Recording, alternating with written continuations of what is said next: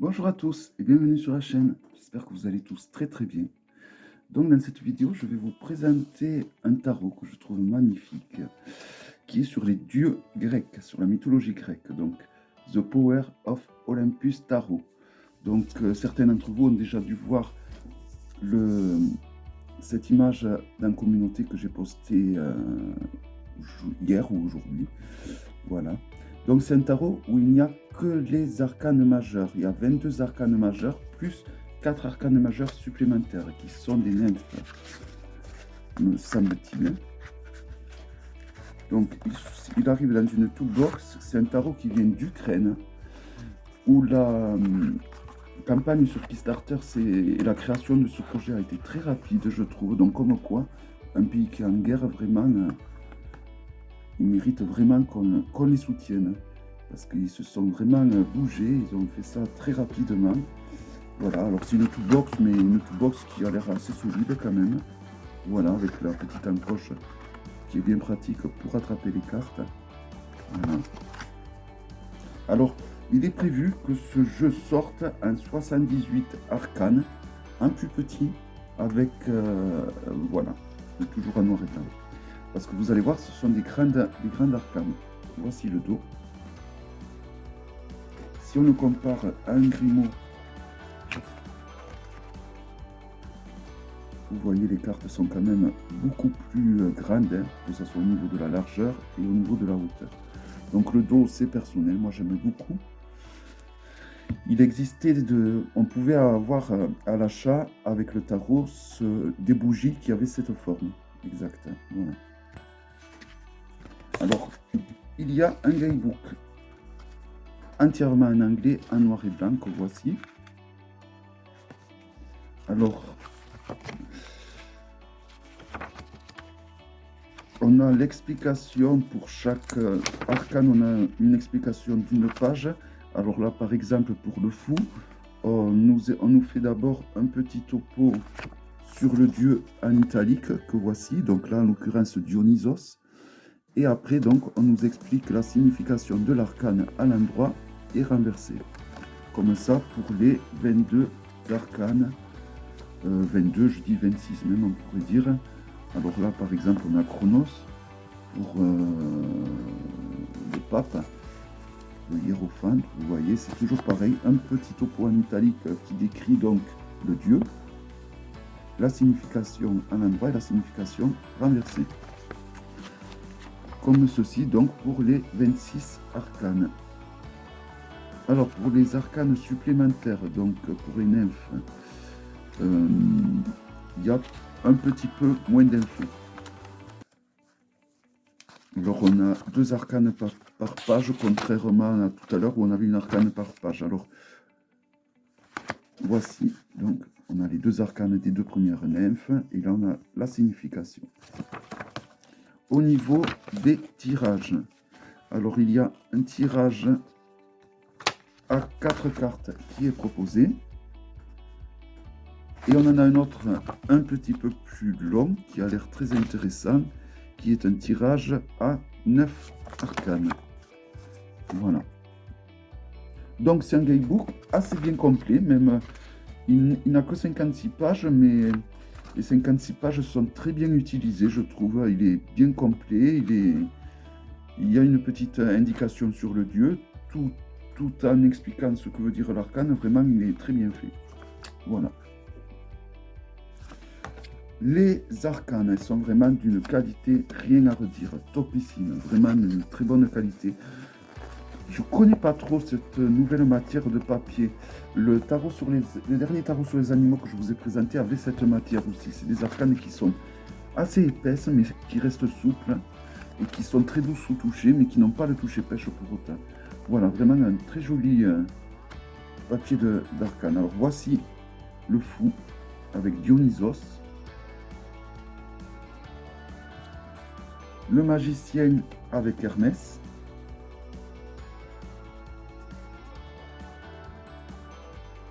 Alors on a 2 arcanes du magicien.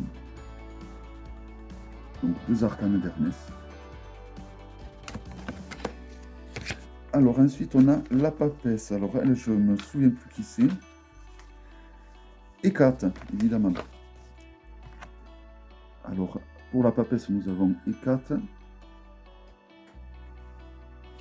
L'impératrice Héra, la femme de Zeus, ou Junon. Vous voyez, c'est vraiment plein, il y a plein de détails. Hein. C'est vraiment super bien réalisé, l'illustration. En 4, on a le dieu des dieux, Zeus. Regardez tous ces détails, vraiment magnifiques. Hein.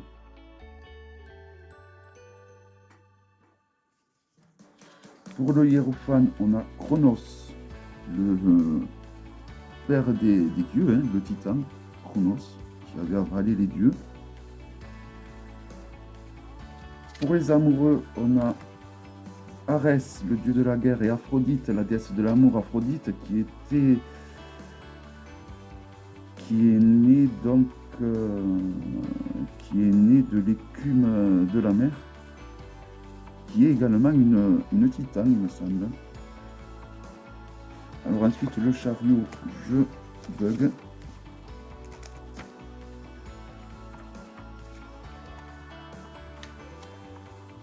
Niké, alors, je me demande si c'est pas une représentation d'Athéna quand elle est victorieuse. Voilà, et toujours pareil, dans les détails, il n'y a aucune arcane majeure qui est délaissée par rapport à une autre, elles sont toutes magnifiques. Alors pour la force,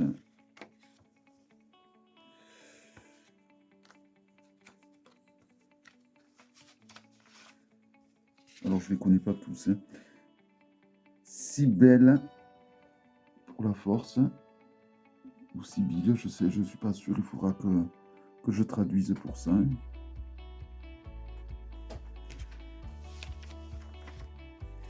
Alors là, nous avons, alors je ne sais pas trop dire, alors l'ermite évidemment, mais il s'agit de la divinité Asclepius. Asclepius qui était un demi-dieu de la médecine et qui fut tué par Zeus parce qu'il soignait trop bien les humains et que Zeus avait peur qu'il transforme les humains en immortels. Donc il foudroya ce demi-dieu.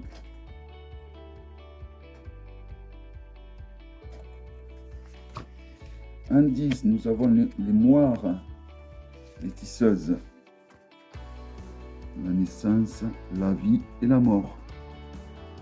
La jeune fille, la femme et la vieille femme. Voilà, elles sont toutes, on dirait, plutôt jeunes. Voilà, alors ensuite, la justice, on a Thémis. Magnifique, hein, vraiment à tomber, les illustrations. J'ai hâte de voir le jeu à 78 cartes pour voir à quoi il va ressembler. Alors avec le trident, vous l'aurez connu, c'est le dieu des océans, Poséidon. Alors en 12, l'arcane du sacrifice avec Perséphone et Hadès. Hadès, donc le dieu des enfers et des morts.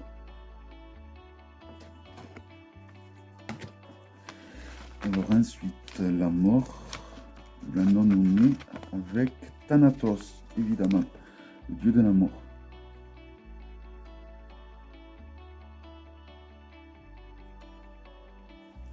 Maintenant, vous voyez tous les détails qu'il y a dans les illustrations.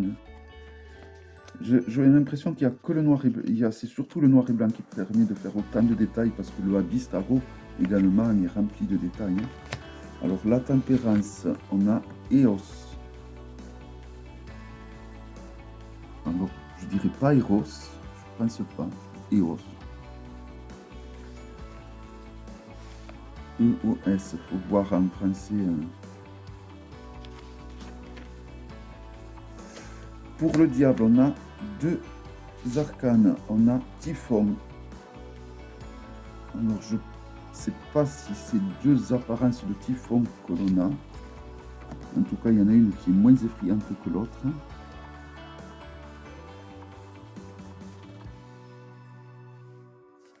Deux possibilités pour l'arcane du diable, comme Je ne sais plus laquelle est le magicien.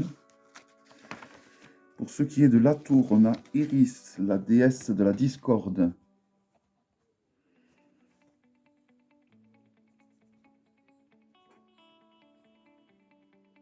Qui était la grande ennemie d'Athéna, entre autres. Alors ensuite, on a l'étoile Astéria. On a toujours magnifique. Joliment exécuté. Hein.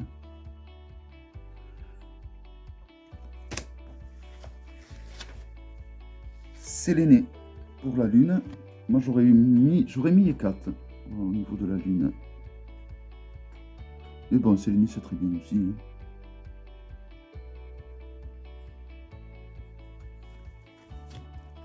Le soleil avec Hélios, évidemment.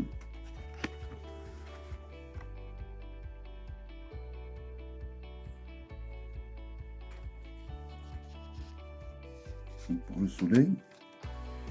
Pour le jugement, on a la titanomachie. Alors la titanomachie, c'est la guerre qu'il y a eu entre les dieux de l'Olympe et leurs parents, les titans. Et donc cette guerre qui a duré très longtemps dans les cieux, c'est appelée la titanomachie. Donc pour le jugement, c'est bien trouvé. Et pour le 21, donc on a Gaïa, la mère des titans. Alors après, on va passer aux arcanes supplémentaires. Donc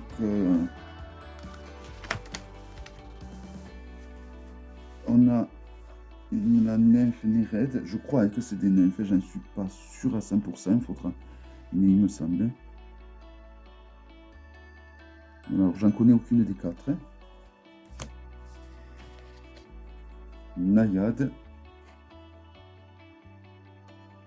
Je ne sais pas s'il y en a parmi d'entre vous qui connaît donc ces quatre personnages. Voilà, en tout cas c'est un magnifique jeu. Et donc là on a Dryade.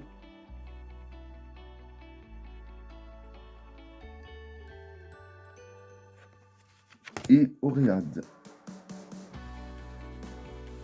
Voilà, donc il faut savoir que la version 78 avec les 78 arcanes sera plus petite et les 4 arcanes des nymphes n'y seront plus. Voilà. Après, est-ce qu'ils garderont le même emplacement pour les divinités? Je n'en ai aucune idée. Voilà, mais en tout cas, si le papier de cette qualité-là et tout, ça promet d'être un superbe jeu. Voilà, en tout cas, un magnifique tarot. The Power of Olympus Tarot. J'espère que cette vidéo vous aura plu. Je vous donne rendez-vous à très bientôt pour une prochaine vidéo. Bye bye.